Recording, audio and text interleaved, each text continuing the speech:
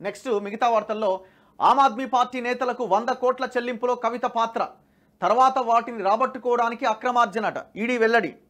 ED point to point వెల్లడించిందనమాట. ఈమె ఏం చేసింది? ఆమ్ ఆద్మీ పార్టీ నేతలకు గోవా ఎన్నికల కోసం 100 కోట్ల రూపాయలు కిక్ బ్యాక్లు ఇచ్చింది. గోనె సంచులలో పెట్టి మంచిగా కుట్టి ఫుల్ ప్యాక్ చేసి 2 సంచులు పంపించింది. వాటి విలువ 100 కోట్లు. ఈడీ ఎన్ఫోర్స్మెంట్ డైరెక్టరేట్ చెప్తున్నది. ఈమె కట్ట బెయిల్ వస్తుందట. ఇప్పుడు ఇవి ఆశలు పెట్టుకునేది ఏంటంటే, ఇప్పుడు ఇవాళ సుప్రీంకోర్టులో కవిత వేసిన పిటిషన్ పైన విచారణ ఉన్నది. ఎందుకు నన్ను ఇంటి దగ్గరే విచారించాలి అనడంతో పాటుగా గతంలో ఈడీ మేము ఆమెను అరెస్టు చేయబోమని చెప్పిందని, సో ఆ అఫిడవిట్లో ఉన్న అంశాల మేరకు ఈడీ నడుచుకోకుండా నన్ను అరెస్ట్ చేసిందని వీళ్ళు మళ్ళీ కోర్టుకు వెళ్తున్నారు. అంటే కోర్టులో ఇవాళ విచారణ ఉంది కాబట్టి ఆ విచారణ సమయంలోనే ఈ అంశాన్ని కూడా ప్రస్తావిస్తారు. నన్ను అరెస్ట్ చేసిన అక్రమంగా మా క్లయింట్ని మా పిటిషనర్ని, సో ఇది అక్రమము, ఇమీడియట్గా బెయిల్ ఇవ్వాలని వాళ్ళు అక్కడే అడిగే అవకాశం ఉంది. సో కోర్టు ఎట్లా రెస్పాండ్ అవుతుందన్నది చూడాలి.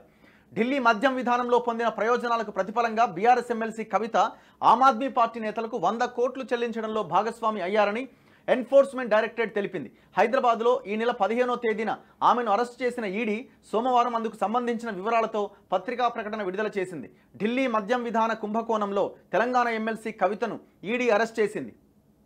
ఢిల్లీలోని పీఎంఎల్ఏ ప్రత్యేక కోర్టు ఆమెను ఈ నెల 23 వరకు ఈడీ కస్టోడియల్ విచారణకు పంపింది.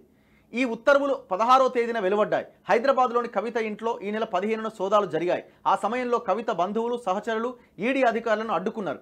ఢిల్లీ మద్యం విధాన రూపకల్పన అమలు ద్వారా ప్రయోజనాలు పొందడానికి కవిత మరికొందరితో కలిసి అరవింద్ కేజ్రీవాల్, మనీష్ సిసోడియా లాంటి ఆమ్ ఆద్మీ పార్టీ అగ్రనేతలతో కుట్ర పన్నారు. ప్రయోజనాలకు ప్రతిఫలంగా ఆమె ఆమ్ ఆద్మీ పార్టీ నేతలకు 100 కోట్లు చెల్లించడంలో భాగస్వామి అయ్యారు.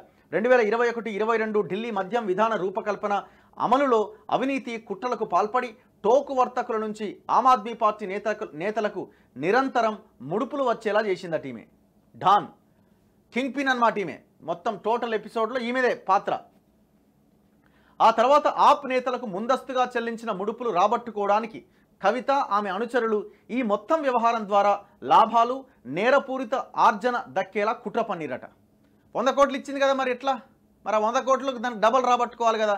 ఈమె అసలే బిజినెస్ మ్యాన్ టైప్ ఈమె 20 లక్షల వాచ్లు ఎట్లా వస్తాయి మరి? లేకపోతే ఇప్పుడు ఏం చేసింది? ఇప్పటి వరకు ఈ కేసులో ఈడీ ఢిల్లీ, హైదరాబాద్, చెన్నై, ముంబై, ఇతర ప్రాంతాల్లో 245 కోట్ల సోదాలు 245 చోట్ల సోదాలు నిర్వహించింది. ఆమ్ ఆద్మీ పార్టీకి చెందిన మనీష్ సిసోడియా, సంజయ్ సింగ్, విజయ్ నాయర్లతో పాటు 15 మందిని అరెస్టు చేసింది. ఒక ఛార్జ్షీట్, 5 అనుబంధ ఛార్జ్షీట్లు దాఖలు చేసింది. ఇందులో పొందిన అక్రమార్జన ద్వారా కొనుగోలు చేసిన 128 కోట్ల ఆస్తులు గుర్తించి తాత్కాలికంగా అటాచ్ చేశాం. ఇందుకు సంబంధించి గత ఏడాది జనవరి 24, జూలై 3 తేదీల్లో జారీ చేసిన ఉత్తర్వులను అడ్జుడికేటింగ్ అథారిటీ ఖరారు చేసింది. ఈ కేసులో దర్యాప్తు ప్రక్రియ కొనసాగుతోందని ఈడీ చెప్పింది. కవితను కలవడానికి ఈడీ కార్యాలయానికి చేరుకుంటున్న కేటీఆర్, హరీష్ రావు ఎందుకు వెళ్తున్నారంటే ఆమె యోగక్షేమాలు తెలుసుకుంటున్నారు. కోర్టు కూడా ఆమెకి కుటుంబ సభ్యుల్ని వెళ్ళి కలవడానికి 1-2 గంటల సమయం అని చెప్పింది. సో అందులో భాగంగా వాళ్ళు ఢిల్లీకి పోయి ఆమెను కలుస్తూ ఉన్నారు. సో దాంతోపాటు కవిత పిటిషన్ పైన ఇవాళ విచారణ కూడా ఉన్నది. ఇది ఇంకొక భాగం. పీఎంఎల్ఏ సెక్షన్ 50 కింద ఈడీ 2023 మార్చి 7, 11 తేదీల్లో జారీ చేసిన సమన్లు మహిళలను వారు నివసించే చోటే విచారించాలి అన్న సిఆర్పిసిలోని సెక్షన్ 160 నిబంధనలను ఉల్లంఘించేలా ఉన్నందున వాటిని కొట్టేయాలని కవిత గతంలో దాఖలు చేసిన పిటిషన్లో కోరారు.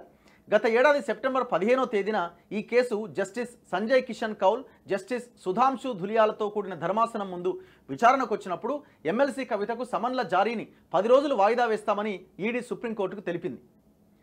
సమన్లను నిరవధికంగా వాయిదా వేయడం సాధ్యం కాదు అని చెప్పింది.